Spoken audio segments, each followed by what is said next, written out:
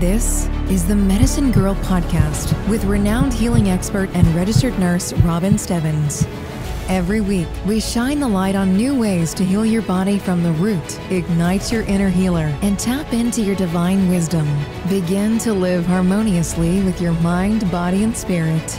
You are stronger than you think, braver than you realize. Now is the time to wake up and start living healthier, wealthier, and laugh out loud happier.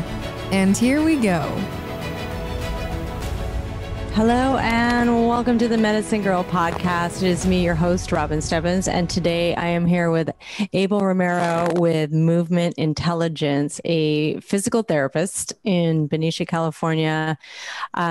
And I got word of Abel through a mutual friend, someone I grew up with, and she said, this man is someone I need to talk to because we have similar ideas about the body and healing and movement. So, Abel, if you wouldn't mind introducing yourself, and just kind of like to introduce yourself with something maybe people don't know about you, and kind of what it is that you do and why you're doing it.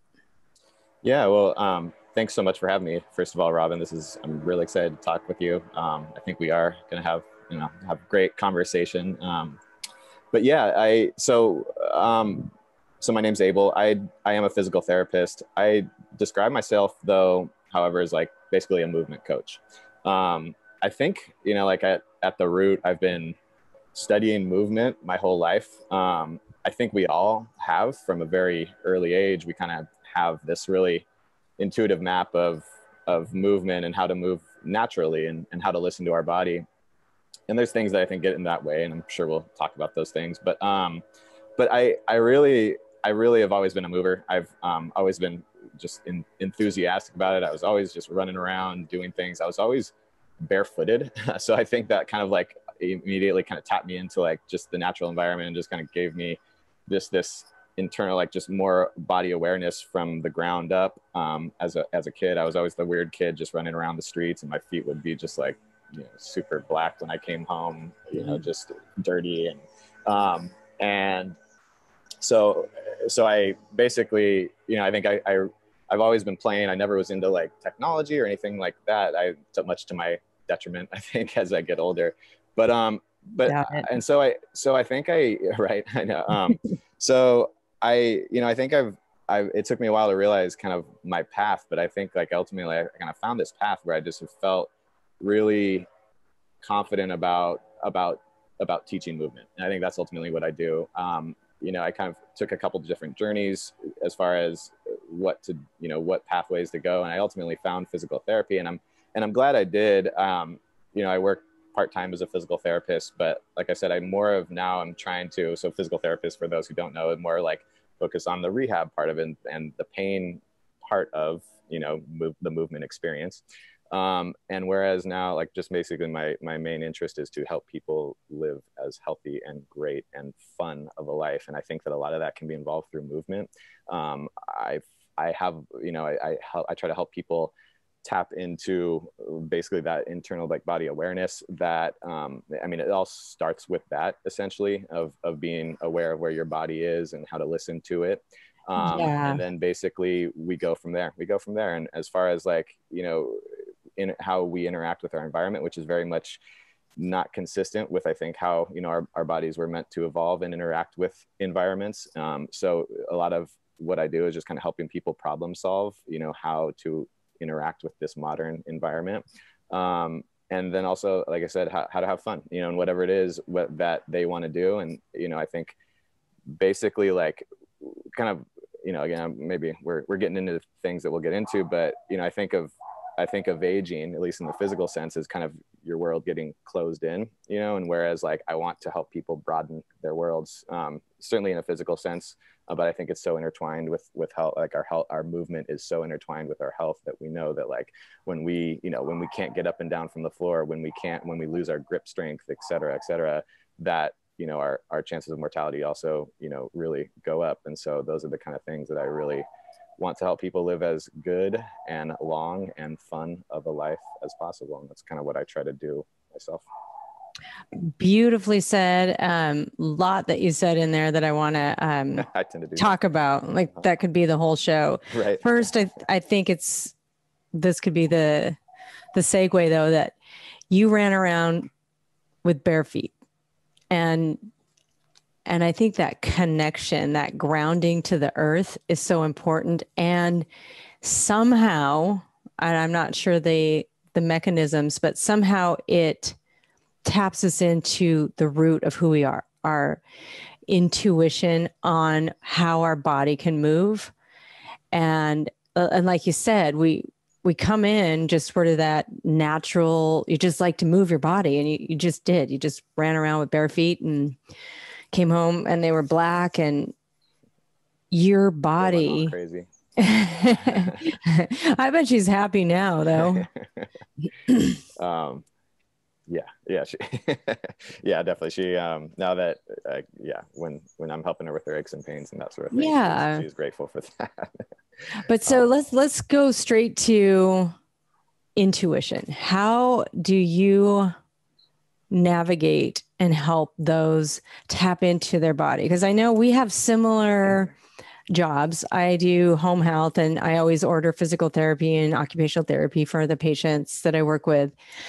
And a lot of times the first thing we do is, are you tapped into your body? Can you feel your body? Like, hey, feel your big toe for me. And they're like, I don't even know what that means. Hey, I don't even know what that means. So that's part of it. And then also this brain, heart, soul coherence that then can harmonize your body so that you're moving with flow. Beautiful. Yeah. I mean, well, first of all, I love that you said find your big toe, because anybody that's worked with me knows that I talk a lot about the big toe. So I love that you said that. Yeah, this is kind of like, this is a really interesting question. I mean, it's something that I think a lot about because it very much pertains to like just the heart of what I do, meaning, like I said, we're born with this map. I think we're born with this pathway to beautiful movement and beautiful interactions with our environment. And so a lot of it is, getting back to that root, getting back to listening to that. And so a lot of what I do is like going through developmental patterns, like doing things, getting on the ground. Everything we do is starting on the ground, and then like how we move on the ground, how we roll on the ground, how we, following that developmental pathway, crawling, climbing. We think of climbing as just climbing vertically, but climbing is like climbing horizontally, crawling, etc. Or essentially. And then you have to like kind of build your way to earn to walk and run and jump, and that's basically what kids do. They don't come out jumping and bouncing around, but they've earned their way back up to like they've developed the postural stability and the foot strength and the hand strength and all of those things. On the other hand, though, like I said, with the environment, that I do find it necessary, at least I've found it necessary, to scale things back and teach people about their body, basically teach people anatomically, teach people about their muscles and their bones. And by bones, I mean, like I use like cues of landmarks, because I think our body doesn't necessarily know muscles per se, they know movement, but I try to be really specific with how I cue that movement, because the slightest bit of like off pathway of malalignment, just mechanics can throw that movement into like just not such a good state. It certainly easily falls us back into our normal patterns and habits that are not productive, I think, or just like can tend to cause pain and problems and stress on our tissue. So I guess that's kind of my strategy, is a little bit of both, a little bit of tapping into that natural developmental intuition that I think is so deeply programmed, but I think there's been just layers and layers of crap thrown on top of that, starting from shoes, starting from, and I think a lot of it is, we can go, I mean, there's a lot of rabbit holes to go down, like how, I think like we all want our children to be safe and healthy and grow, but like, but how much stress do we allow them to experience as far as a movement as far as movement goes? And certainly there's other stresses, but that I won't go into, but basically, like how much do we allow them to hold their head up or struggle to roll over and things like that, and so. Right. And that's a good point, because this is what I think we're really talking about is we're trying to override the body's natural intuition. It's like taking, a gorilla or a chimpanzee and training them how to move versus just letting them naturally see the movements of the adults, learn the communication, learn how to swing from trees and not fall, or how to fall correctly. It's the body's intuition. Unfortunately, and I like that you pointed that out, like this whole thing after you have a child that you're aware of, you have kids, it's like, they tell you how to manage your child's body and movement, and they need to have their head time and their whatever that I forgot. Tummy time. Yeah. That's what it was. And my son hated it. And I was like, I'm not doing it. Yeah, he's miserable. It's like, what am I going to do? Yeah, he's going to figure it out eventually. Right. And of course he did. And he has his own body's natural wisdom. But the point being, we've taken that natural flow and we've spent years and years and years overriding it. So let's say I come and I want to see you, but I'm completely out of shape. I'm suffering from injuries. I don't even know where my big toe is, much less I can't even really feel my legs or my body. It's like, no, I'm just living up here for the last 30 years. Right. What's the strategy of getting me into my body? Well, exactly. And I think like it's feeling those things, it's experiencing those things. And, and I think, and basically the strategy is, and really like in my brain, in my, I guess, weird brain, that movement is all like, and again, going back to that programming, there are natural progressions. We think of it as very random, but there are natural progressions as far as like how to make things harder, how to progress things, how to regress things. And so what is the most fundamental thing that we do? It's breathing. And so, and I think that right there, we are, pretty much everyone I see is like disconnected with that in some way or another. And so usually that's where we start. And I think that from there it expands. I mean, like that breathing does so much, as I don't have to explain that to you, but I do think like, but it's, it does so much as far as what we know about like calming us and tapping into our parasympathetic nervous system and tapping more into flow states and that sort of thing. But it also just kind of activates our abdominal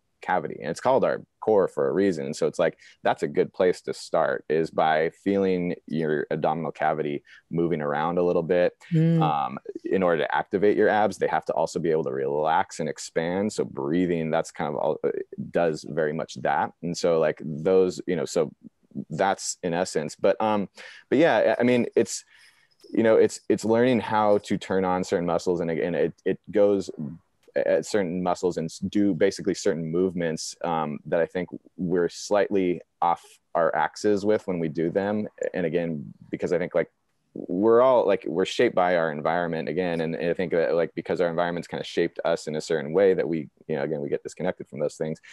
So it is a matter of just, but like progressing and regressing things appropriately. I think ultimately at the heart of what I do is progressing and regressing appropriately to the point where, and I'm really specific about what I do, because I think that like the slightest bit of progression too far and people are just going to go right back into that old habit, and they're going to lose their big toe, and they're going to overactivate their quads, and they're going to not use their glutes to do the thing or stabilize their abdominal cavity and that sort of thing, or they're going to lose their breath. And, and, that's at the heart of, go to a yoga class and it's like, if you lose track of your breath is your window, your mirror into like, how is your body functioning? How is your nervous system functioning? And if you start breathing shallow or not at all, there's an issue there. And so that, and I could go into more specifics about how I do that progression, regression, but I also, and I try to teach people these things too, as far as the position. So the position we're in, how fast we move, how much our balance is challenged, how stressed our nervous system is, so sometimes I'm doing things where I'm trying to stress people's nervous system a little more, or we need to scale it back and allow people to relax and, tap into a little more parasympathetic state. Yeah. Their eyes, et cetera. But well, I love all of those things, because as we are humans in this modern world, it's not just pick up and start running and doing these things. That I love the progression. And a lot of my patients' complaints is it's too hard. They get injured, or it's they're in pain the next day. So they are like, well, I'm never doing that again. So we've lost them. We've completely lost them. And I always sort of the mentality of more baby steps and creating what you're calling that natural progression. And how, when you see someone, you know, in that natural progression, how do you intuit what their body's needing versus like someone you can push a little more, someone you can't? It sounds like that would be a pretty interesting dance. That's a great, I love that question. That's a great question. Cause like, that's what I love about what I do in a lot of ways, is that, and it's kind of hard to explain, but I guess just from having watched a lot, like, you know, I don't know, thousands of bodies move, that I can tell when they're comfortable and when they're not. I can tell when they feel safe, when their bodies feel safe, and when it doesn't. I can tell when they're, you know, when they're basically, when everything's coordinating, you know, like when everything, you know, ultimately that final stage of that dance, when we're starting to build speed and power and we're jumping, we're getting off the ground, we're running, whatever it may be, that it's just more and more fluid. It's seamless. All the parts are moving together, and it is like this beautiful dance. But I also don't think that I necessarily need to see that for people. You know, my ultimate goal is for people to feel that themselves, to feel when they are, you know, when, and this is why I am so specific about the progression and regression stuff, because here's like, I think one of the roots of why, you know, we have so much pain and musculoskeletal pain and injuries is we don't know our limitations. We don't know what we can and can't do, where we're losing form or we're breaking down. And ultimately it's just all pain is having lost that form one too many times, or one or two aggressively once or twice. And so really what I try to do is teach people what are you doing? What can you do? And what are you maybe can't do? And sometimes it's like, well, you can struggle. Cause again, like you're eating well, you're drinking plenty of water, you bounce back from other times that you've, you know, lost form maybe a little bit. So we can maybe like struggle through this a little bit to get to that end goal. But again, it's like, I think it's a process and there's no shortcut. It's just kind of like putting in the time to kind of like come back to it day after day. And yeah, sorry if I'm getting off track, but that's why I try to get people to do, well, just last thing I'll say about it is just, I try to get people to do things all day long, not just like, I think another rabbit hole that I won't go down right now is just that I think that we do things all at once. You know, I think we work all at once, we exercise all at once, whatever that means. You know, we sleep, sleep. We should sleep all, probably, but yeah, you know, or we play it all at once. And why can't we intertwine those things a little bit more? And so, and especially movement, like why can't we introduce more just diverse movement throughout our day? And I think that that's how we develop this kind of understanding of like how do we feel throughout the day, or you know, why are days different? Why are days different of, you know, something, you know, I couldn't tell you how many times I hear like, well, I have good days and bad days. Well, it's like, well, let's unpack that a little bit more. Why do you have good days and bad days? And why can't we, you know, how can we figure out how to blend those a little more, but also to understand why we're having the good days and why we're having the bad days. And I think that at the root of that is doing a little bit, but more often. Oh, okay. So there's so many things I want to, since you said that unpack, like we're going to unpack a bunch of this stuff. Cause I like so much of what you said. Maybe we can start with pain, and not knowing your body's limitations and not working with them. And I really love what you said in conjunction with that, and that with the pain is if we're not moving our body in ways that are in alignment, because we have absolutely, as domesticated humans, we have lost that ability to tap in to the body's intuitive movement. And it sounds like this would be a great person to contact for my audience, like get a hold of Abel so we can help you tap back into your, I call us wild humans, Abel. Yeah, you know, I try to be wild. You can't domesticate us. I think that's what I've noticed about myself. Like I'm undomesticatable. Maybe that's probably why I'm still single as well. But anyway, that's another podcast. That's a totally different conversation. Let's get back to pain. Right. opposite of how I feel. But when we're talking about pain and really focusing in on what it is, I believe all of these things are incredible messengers. What's your take on pain and how to navigate that for people that want to avoid it at all costs?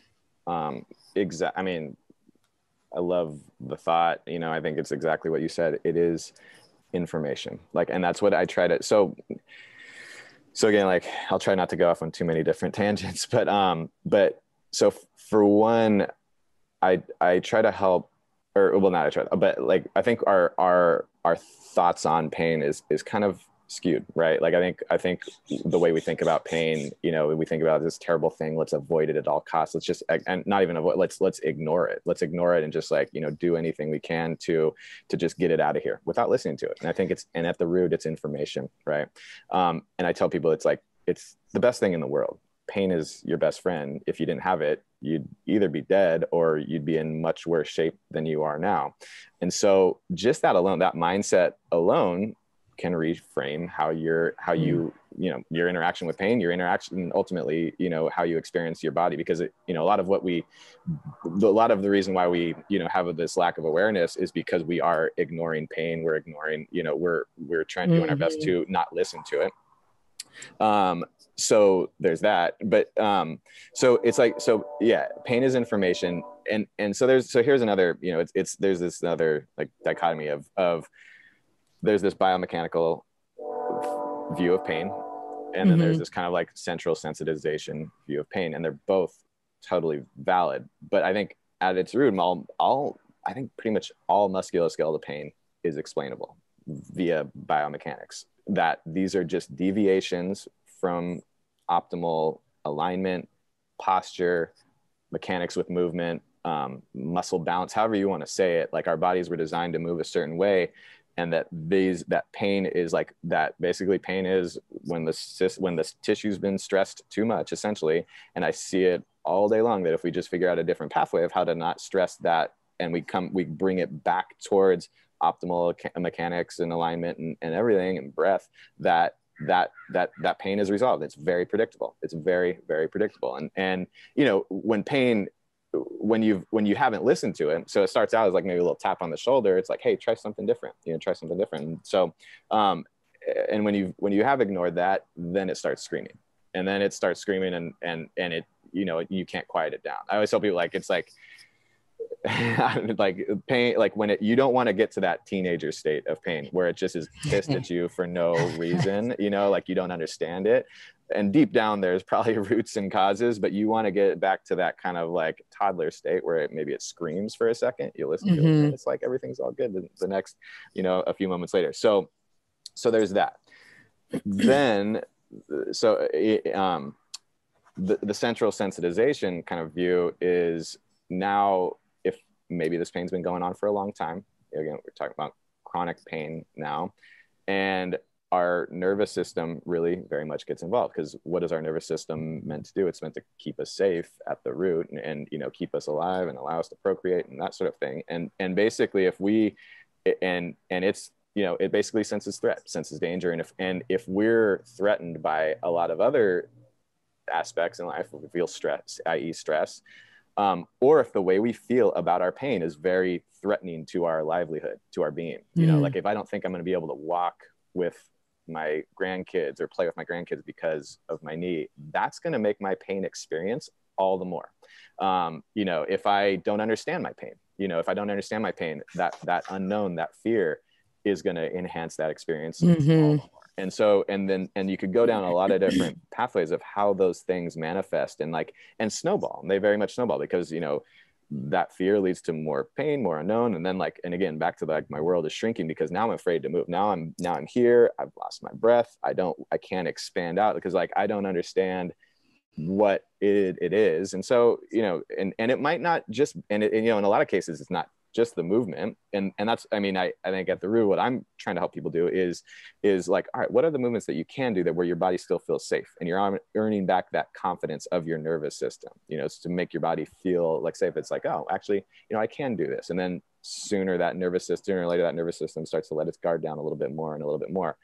but then there are also all those other stresses that, that you do such a great job of educating people about, of how you're sleeping, how you're eating, like what you're taking into your body, obviously, like just stress in any form about, and especially psychosocial stress and environmental stress and toxic people in your life, and understanding, like, if you're getting mad and you're a grizzly bear all day long, there's a root to that, like, and so it's not allopathic form of physical therapy or nursing or medicine. It's everything. You've got to address all of it on all layers. So the fear of not being able to play with your grandkids, where is the root of that? And how did you get into this place in the first place? Where are these food addictions coming from? Like, it's a multifaceted approach to the healing as well. And I really like what you said about pain. And what I hear day in, day out is this acquiescence of, like, this is just what it means to get older. You're in pain all the time. That's just it. And you just accept it, put your head down, and you move on. Yeah. Thank you. And this is my whole point and purpose on this planet, is to those that want to awaken to their true power. And you can absolutely be in as good a shape when you're 90 as 20. But it doesn't just take the mindset. You've got to move forward and put in the work. So getting back to the pain and not acquiescing to it, not accepting it as fact. What is your feeling on how people can, let's say, they are this woman that's got a knee injury and she can't really play with her grandkids, but she wants to play with her grandkids, but she's in fear and she's overweight and she's prone to injuries and she's in pain. Can she make it back? Well, that's a great, it's a great question. I think, well, so here's, and not, I'll come back to that, not to avoid that question, but so here's one thing I get all the time is, like, can I run? My running days are over. Like, I get people like that have had knee pain for a long time. Like, well, my running days are over. Like, well, I think there's a version of running that everybody can do and should be able to do. I do. I think a 90-year-old if you've done the right, good things for yourself throughout your years, that you should be able, there is a version of running. It might not look how a 20-year-old necessarily runs, but, like, there's a version of that.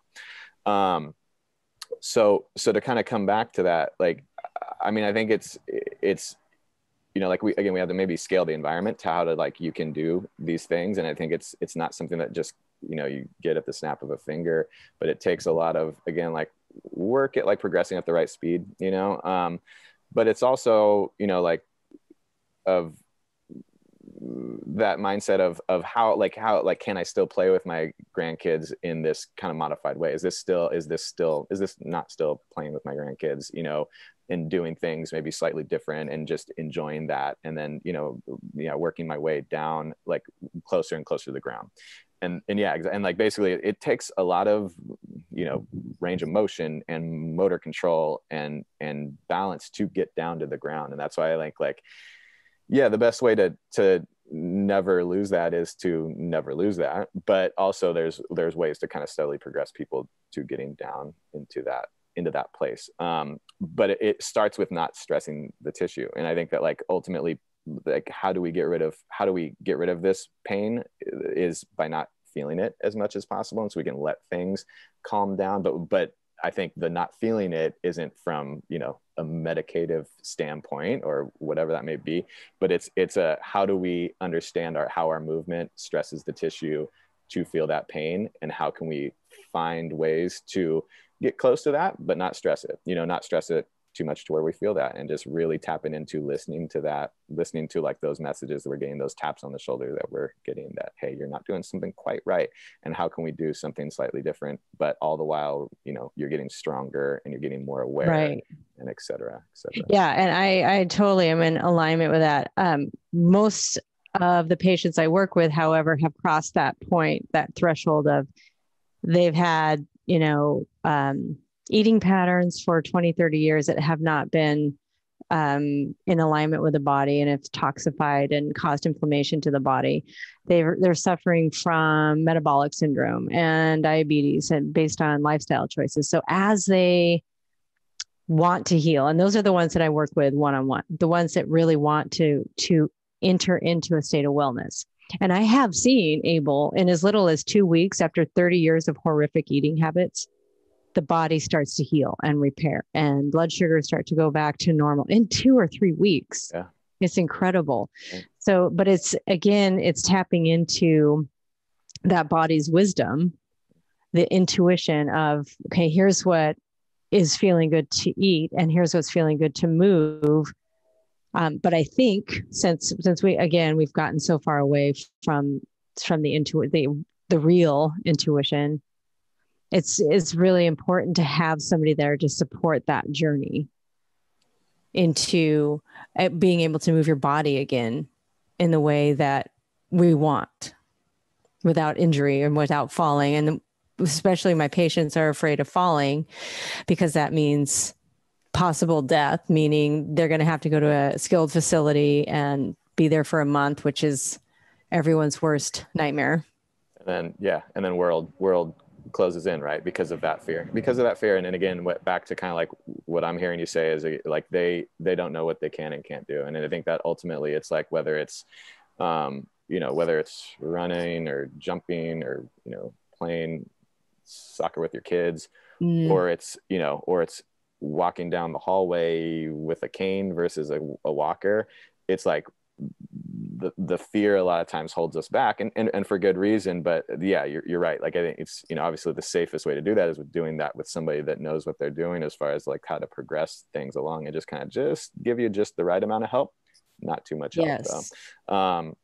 But I think also like back to your point of like how can we make you feel safe? Like back to your point of like how, you've seen changes so quickly, when you're just changing eating habits over the course of a couple of weeks, that the same, I've found the same to be said for people who have maybe the more of that central sensitization, chronic pain. If we can make you feel safe with just some movement, and again, like maybe it's breathing, maybe it's just like rolling your shoulders around, maybe it's getting out of some shoes and getting your feet on the ground and wiggling your toes, yes, and feeling the ground underneath you, and getting on one foot with a little bit of support, and just like doing things that like are pieces of what we naturally do, walking, whatever maybe, and getting outside. But and that little bit of like, oh, I feel a little safe. My eyes are now seeing, like, my eyes are seeing farther, because I'm not just stuck in my house seeing the wall that's 6 feet in front of me. I'm looking out at things that are different colors and different,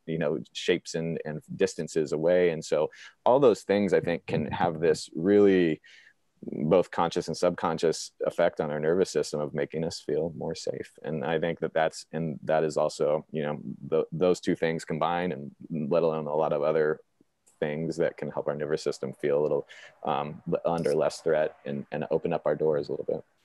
I love that. And you keep saying that word safe and we keep going back to that. And I think that's so important. When you're starting out again and you're creating this life that you want. Like, I have a patient that had some pretty big wake-up calls, heart attack, and was diagnosed with congestive heart failure and all these things. And he's committed to changing his diet and his lifestyle. And, but he went out for a run because he felt so energized by his diet, and ended up, the next day passing out in the shower because his body was like so stressed. Yeah. And so then it's like, I was just praying. It's like, oh, please don't give up. Please don't give up just because that happened. Right. There's a reason that happened. And I think when we know that and we feel safe in our bodies, like our bodies are still in this healing phase where, you've stressed your body for a very long time, and it's that gentle role that we can take with people. So when they are coming to you for that safety, what can you tell people, especially those of my patients? I have a lot of my patients that listen.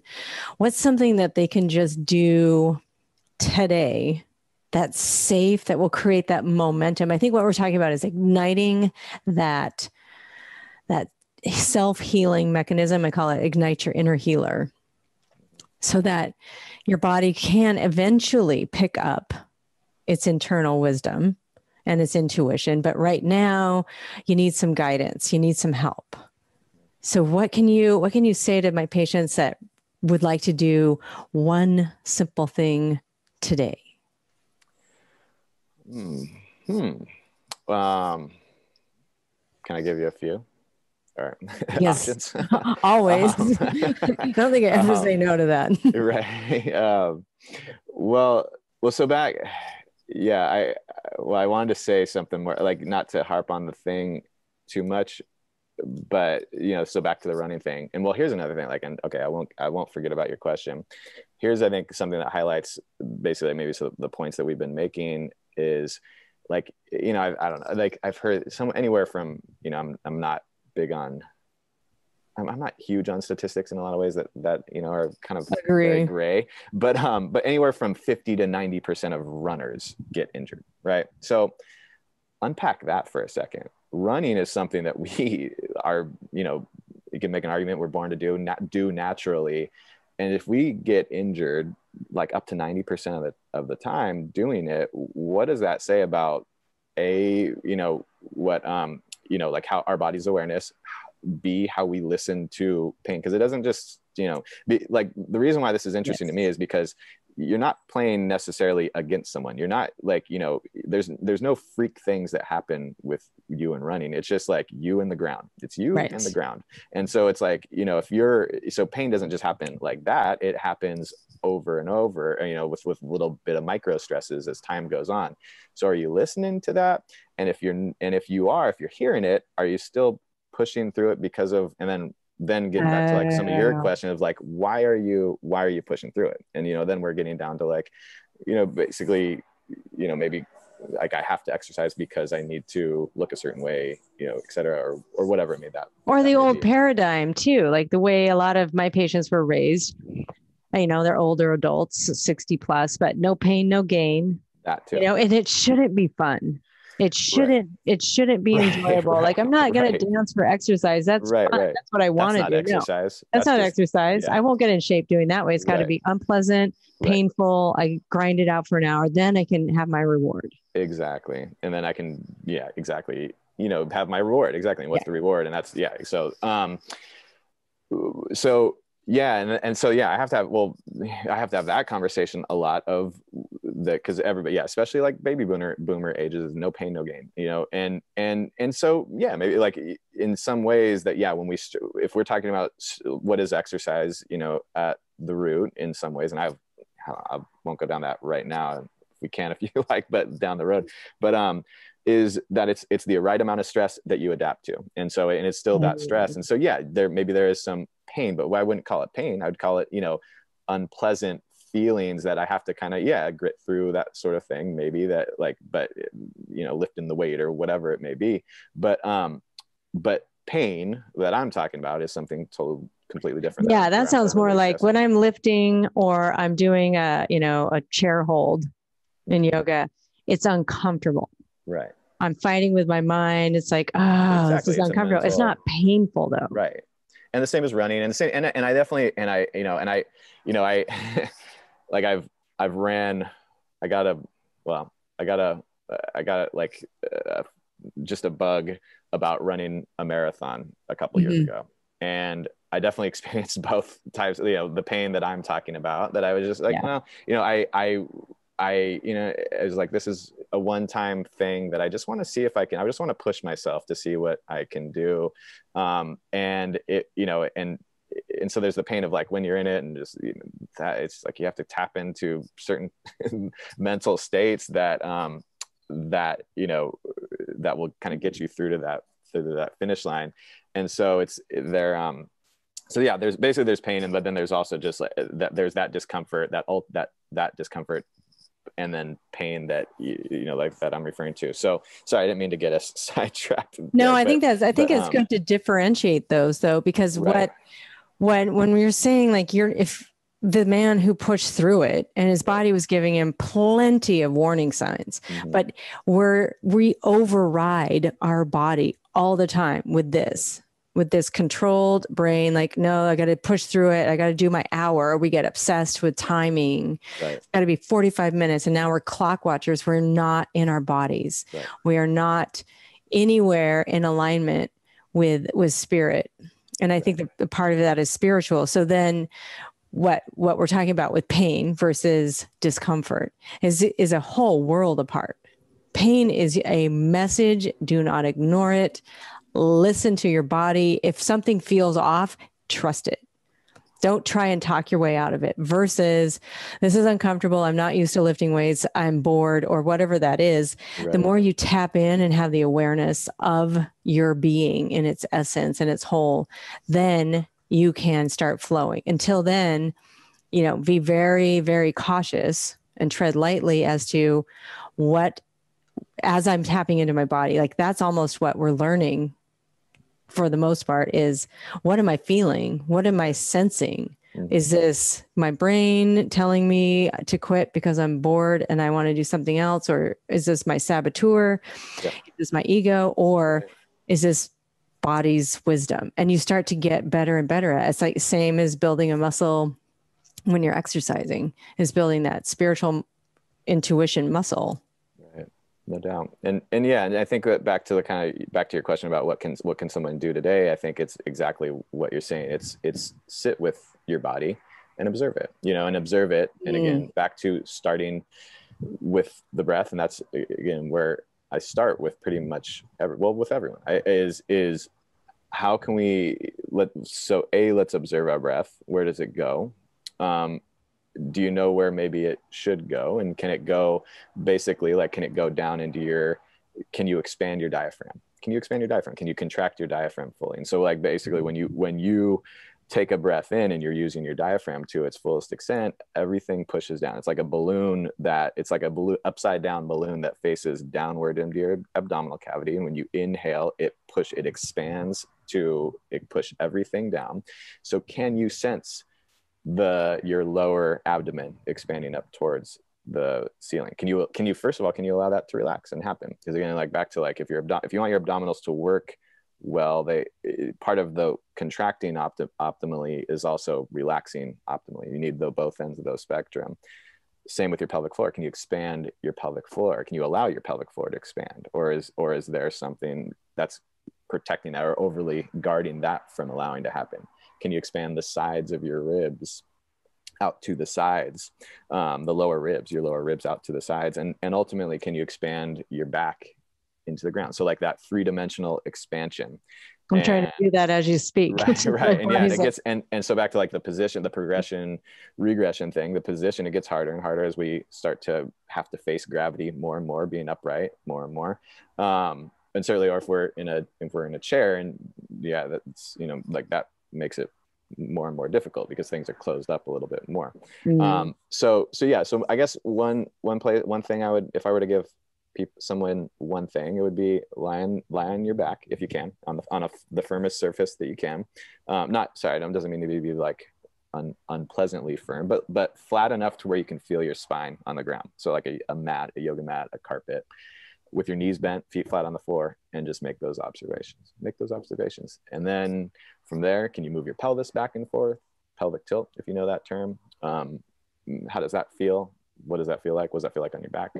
And then, or the same, so parts of our body that I think are really important to get in touch with. If you look so back to the brain and our brain's representation of our body, the places that have the biggest representation, our core, our abdomen, our abdominal area, the whole, and I'm talking 3-dimensional. I'm not talking about like just the front that we tend to look at and see. I'm talking about from the pelvis up to the rib cage and and all the way around the cylinder. That is that, but also our feet and our hands. And so can we maybe just, if we were used to wearing shoes all the time, maybe start with taking your shoes off and you put your feet on the ground.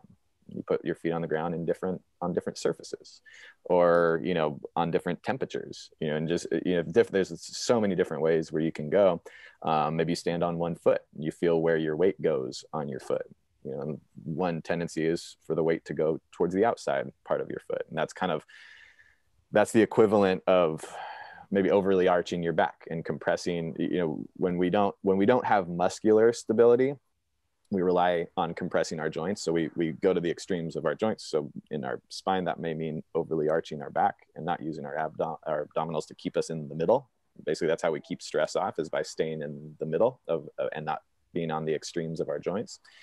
So being on the outside part of our foot is that same thing, as opposed to bring it all back, the big toe. Like, can you get specifically the ball of the big toe, the big toe itself, but also the ball of the big toe, the first metatarsal head, if you speak that language. Yes. Can you get that on the ground while keeping your alignment, and use that to kind of hold you up and keep your shoulders over your hips and that sort of thing. So there's how about that? There's two. The breathing. Yeah, no, that's perfect. And very simple thing with that, when you're feeling into your body, you can just take your shoes off, and closest place to raw nature that you can find to sense the slow movement of your bare feet on solid ground. I think it's so foreign to us now. It's like, this is who we are as humans. We are animals, we are Mother Nature, but we're so unaccustomed to it. And that can really help to tap you back into your body. And it's very awkward. I usually take my shoes off every time I hike now. And at first it was like, I'm just constantly focused on the ground. Like, what am I going to avoid? And then all of a sudden, maybe a few months into it, I was able to just walk at a normal pace, and my body and my mind and everything is in harmony. So it's avoiding the stickers, and it's avoiding the rocks, and it's just moving, and it feels amazing. And it's a grounding way, and it is a safer way to tap back in. And with all of this, go slow. Totally. Let's just take your shoes off and go for a run. Yeah, exactly. Right. Yeah. And again, we tend to think like all or nothing, but yeah. I love that. So that's something I love to do too, is like go for nature walks, hikes, whatever you want to call them, without my shoes on. And yeah, like I've kind of built up the tolerance in my feet, rebuilt up the tolerance from after wearing a lot of shoes in adulthood, to being able to handle, ground, like how, and again, like you said, it's building up the tolerance. But what's really also beautiful about that, and like kind of what you described, and here's like things that I've thought about, is I've even and back to the progression thing of, in the beginning, I have to think about exactly what I'm doing. So that's wonderful in itself. I'm having to be really aware of what my body is doing. Yeah. And like my environment, like I have to kind of watch my environment, and basically it's like, and so I have to place my foot with care. Right. And so it's like, and because of shoes, and because the ground is so flat, everything we walk on is so flat, we don't necessarily have to think about that. And we can just plump, all day long. And that's, basically part of the reason why that's the main reason why we have so much pain with running, is because we have shoes that have cushions, and we land on our heel, and we just have all this stress going up through our body. But back to kind of like the walking through nature example, it's like, so you start, and this is what I love about progressing and seeing people evolve their movement, is that so I start out, having to watch every step that I take. Then maybe I can kind of like, take a little longer steps. And then I can maybe take my eyes up off the ground as my foot begins to build up a little bit of tolerance. And also just my awareness of my body is better, that I still have some awareness there, but I can also now start to look around a little bit and even enjoy the environment a little bit, as I'm also still sensing my foot on the ground, my body on the ground, on a semi-subconscious level. And then it maybe, and like you watch animals in the wild, or watch a nature show, and it's like, beautiful thing of like, a tiger sprinting through, treacherous hills and rocks, on the sides of cliffs. And are they thinking about where they're putting their foot? They are just like tracking this their prey, and they are sprinting just where they're putting their foot. And obviously they're a more agile animal than we are. But that's what I mean. What we can start to develop again is like, and basically one of my ways of trying to progress my own movement is starting to run through nature with bare feet, while I'm also scanning, just taking it and like watching that bird that goes by, and and looking, and just like kind of looking out over over into these far distances, and I think of that as being able to move faster. And that's back to kind of like one of my progressions that I work with people, that I think that we certainly lose as we don't work with it, is moving fast. And I think that moving fast is a super important part of aging gracefully.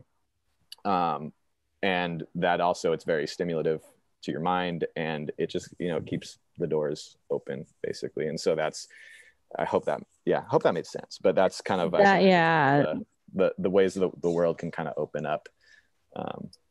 That's really inspiring. And I think we all strive.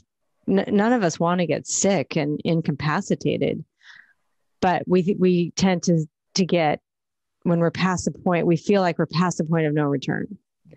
And you have absolutely inspired me just on this conversation. Like, I'm definitely going to get some sessions in with you. So kind of in wrapping up, like this is it. Like, this is the time. Like, if you're waiting for a sign, this is it. And if you don't know where to start, we gave you 2 very simple things. Just lay on the floor and start to sense your body and your pelvis in the 3 dimensions. Feel that big toe. Take your shoes off and go for a short, very slow walk. So Abel, where can people find you if they want to set up a session with you? And is it all done in person, or can you work sometimes remotely with people? Well, thanks for that. No, actually, it's all done in virtually right now. This is how I also work right here, is via Zoom, which I think has just been an amazing evolution of my practice. Because so one of the movement pathways I went down was yoga. And I think like yoga taught me so much after coming out of PT school. It taught me so much about movement, which they actually don't do in PT school. And so like between coming out of that and having a lot of my own aches and pains and issues, and starting a yoga practice, was just like put so many things together, so many pieces together.